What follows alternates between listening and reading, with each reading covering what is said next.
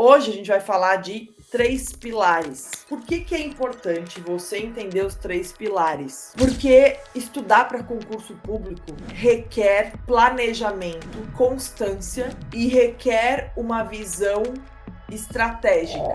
Pensa o seguinte: você não vai construir uma casa só saindo para comprar tijolo, chegando em casa e subindo parede. Não é assim que você constrói uma casa. Para construir uma casa, o que você precisa? Precisa fazer um projeto e também precisa ter atenção aos pilares da casa. Os pilares da casa é o que vai fazer aquela casa durar mais tempo e realmente conseguir ser construída para ser uma casa eficiente, durável, assim por diante. A tua aprovação, ela também possui pilares. Se você deixa os pilares de lado, o que acontece? A tua casa cai.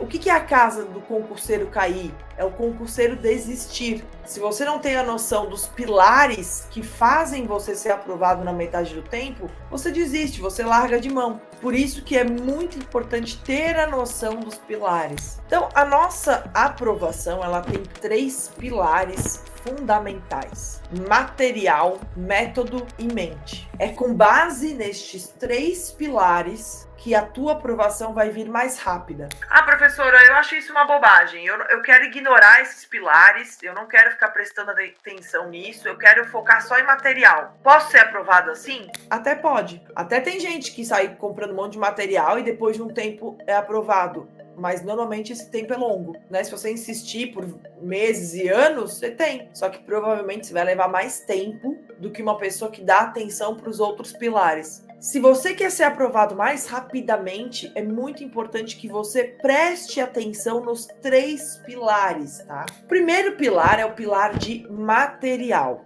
O que é o pilar material? É você ter a consciência de que você precisa de um bom material de estudo. E aí vem um aspecto muito importante, que é o aspecto da independência. Nós temos à nossa escolha muitos materiais, muitos cursinhos, né? E normalmente tentam iludir você dizendo que você vai encontrar todos os materiais necessários e importantes dentro de um só cursinho. Isso é parcialmente verdade. Eu sempre acredito que seja importante você ter um material de apoio que vai nortear a maioria dos seus estudos. Mas isso não significa que você deva deixar de lado bons professores, bons materiais que estão em outros cursinhos, até de forma independente, né? Hoje em dia a gente tem muitos cursos independentes. Os cursinhos, eles tentam meio que empurrar os professores que estão disponíveis para eles, né? E normalmente os cursinhos, para baterem as suas metas de faturamento, eles não podem pagar muito bem para todos os professores. Então, o que os cursinhos escolhem hoje em dia, né?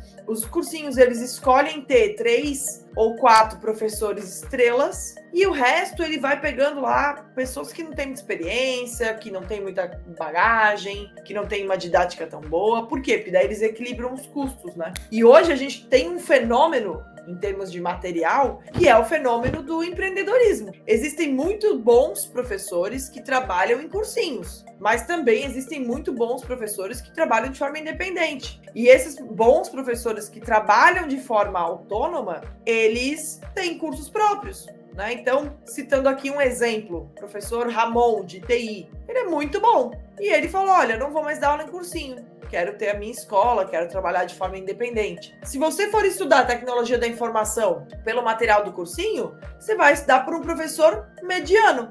Se você adquirir o curso do professor Ramon, você vai estudar por um professor melhor, né? Por um curso melhor. Então é muito importante saber quem são os bons professores de cada matéria para você poder investir o teu dinheiro e o teu tempo em professores que vão encurtar o caminho entre você e o aprendizado alto nível naquela matéria, né? O que um bom professor faz? Um bom professor, ele mastiga a matéria para você de uma forma mais eficiente, para que você não tenha que gastar o teu tempo batendo cabeça e mastigando essa matéria. É muito importante você saber em quais matérias vale a pena investir. Normalmente são as matérias mais difíceis, né? Então é isso, o pilar material ele é muito importante. Não acredite em quem diz que basta você estudar pelo YouTube, basta você estudar por material de sebo antigo, desatualizado. Você pode até usar esses materiais, mas certamente você vai levar mais tempo para ser aprovado. O segundo pilar, que também é muito importante, é um pilar renegado. Normalmente o aluno começa a estudar para concurso e ele vai direto pro material, né? Ele já pensa no cursinho que ele vai adquirir e fazer isso, né? Comprar uma assinatura de cursinho, comprar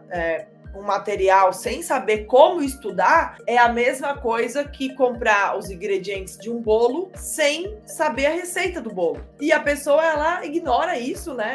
Ela acha que basta sair comprando um monte de material e estudando como ela estudava lá na escola, como ela estudava na faculdade. Minha gente, estudo para concurso não funciona dessa forma.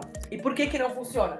Deixa eu pegar a Joana aqui, tá? Essa aqui é a Joana, tá? Não sei se eu já apresentei a Joana para você, não sei se você conhece a Joana. Eu uso a Joana para explicar o que acontece no nosso cérebro. O cérebro da Joana, ele tem duas partes que a gente usa no estudo para concurso, tá? A parte frontal é o lobo frontal, que é a memória de curto prazo, e que é a memória que a gente usa para estudar. Então, quando eu tô estudando, quando eu tô vendo uma videoaula, quando eu tô lendo um PDF, um livro, eu uso essa parte aqui da frente, ó. Modo focado do cérebro. É a memória que só nós temos. Só que esse lobo frontal que a gente tem, que só a gente tem, ele tem um pequeno defeito. Ele é uma memória de curto prazo. Tá? Ah, professora, como é que você sabe isso? Minha gente, eu sou pós-graduada em neuroeducação.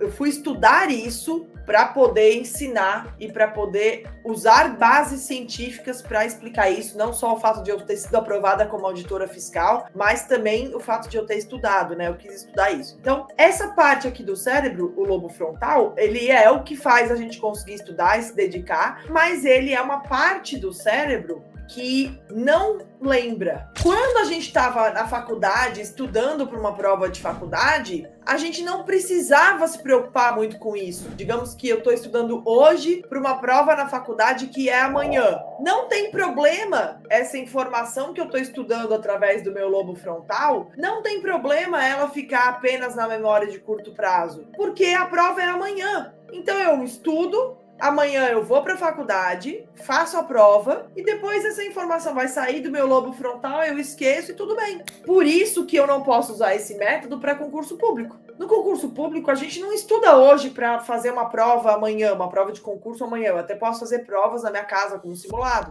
mas eu não vou usar o conhecimento que eu estudei hoje, eu não vou usar amanhã. O concurso vai ser daqui 1 mês, 2 meses, 3 meses, 6 meses, 1 ano. Então eu preciso aprender um jeito desse conteúdo ser absorvido pelo meu cérebro na memória de longo prazo. Qual é a memória de longo prazo do nosso cérebro? É esse lobo aqui, que é o lobo que fica acima do ouvido, acima da nossa audição. Eu possuo o meu lobo temporal. Então, estudar para concurso, aprender a estudar para concurso, o método, ele te ajuda a aprender como transportar a informação do teu lobo frontal para o teu lobo temporal. Então, quando você usa o método certo, você constrói estradas aqui, ó. Elas vão levando a informação entre a memória de curto prazo e a memória de longo prazo. Esse é o poder do método. Terceiro pilar, o pilar mente.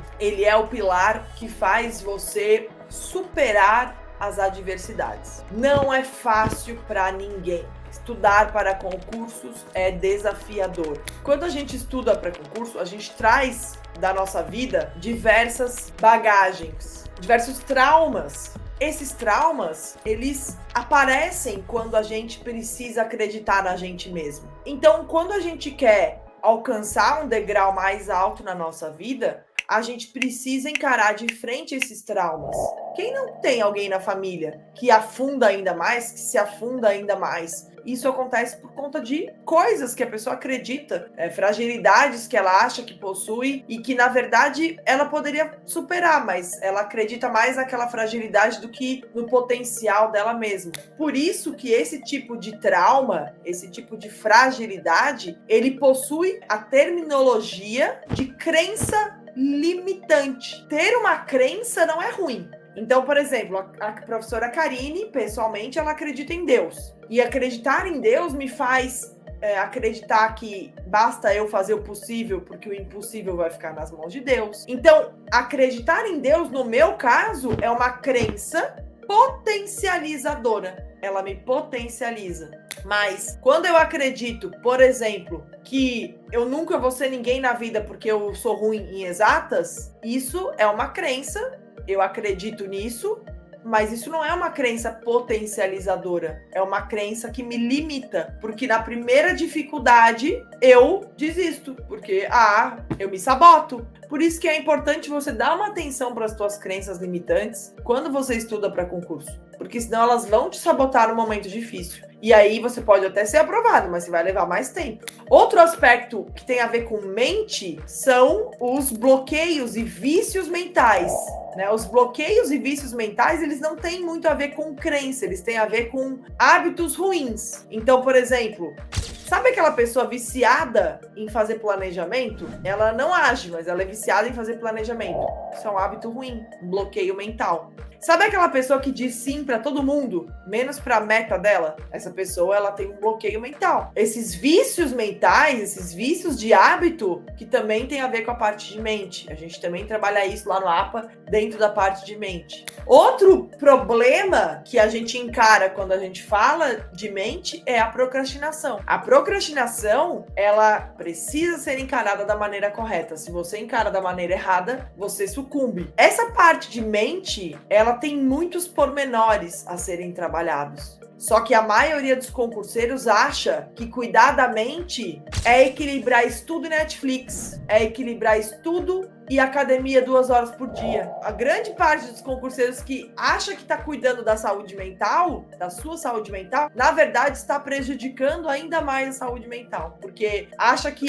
eu não posso estudar mais de 2 horas por dia, porque senão eu vou ferrar com a minha saúde mental. Aí pega outras 2 horas e fica no TikTok. E aí ferra ainda mais a saúde mental, porque entra num modo de dopamina infinita, um vício em dopamina infinito, né? Porque quando você tá lá passando aqueles videozinhos no TikTok ou no Instagram e tal, o teu cérebro fica viciado em dopamina. E isso faz com que o teu cérebro, ele perca um pouco da paciência dele de encarar coisas mais profundas, coisas mais difíceis. Então você tá alimentando o teu cérebro com uma dopamina falsa, uma dopamina artificial. Dopamina, pessoal, é o hormônio que faz as sinapses cerebrais. As sinapses cerebrais é o que acontece quando você aprende. Tá vendo aqui que tem vários vasinhos? Esses vasinhos, eles possuem neurônios.